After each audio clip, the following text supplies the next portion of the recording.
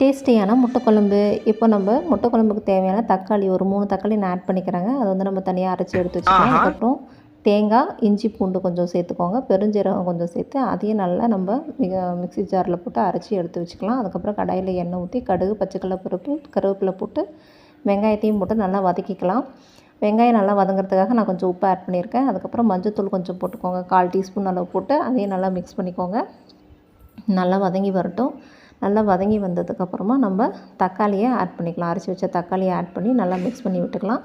அதுக்கப்புறம் தக்காளியை நல்லா கொஞ்சம் வதங்கின வாட்டி நம்ம இங்கே மசாலா ஆட் பண்ணிக்கலாம். தனி மிளகாத்தூள், கரம் மசாலா தூள், அதுக்கப்புறம் கறி மசால் தூள் அதையும் நம்ம வந்து சேர்த்து நல்லா நம்ம மிக்ஸ் பண்ணி விட்டுக்கலாம். அது கொஞ்சம் நல்லா எண்ணெய் பிரிஞ்சு வர அளவுக்கு நல்லா வதக்கி விட்டுக்கோங்க. நல்லா வதங்கட்டும்.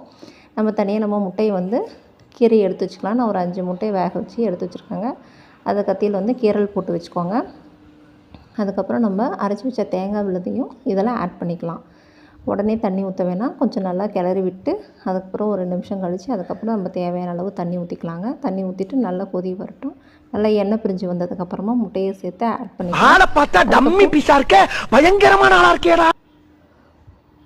இப்போ நம்ம பார்க்கலாம். கொஞ்சம் லாஸ்ட்டாக பெப்பர் வந்து இருந்தால் கொஞ்சம் ஆட் பண்ணிக்கோங்க. கொத்தமல்லி தூள் இது எல்லாத்தையுமே சேர்த்து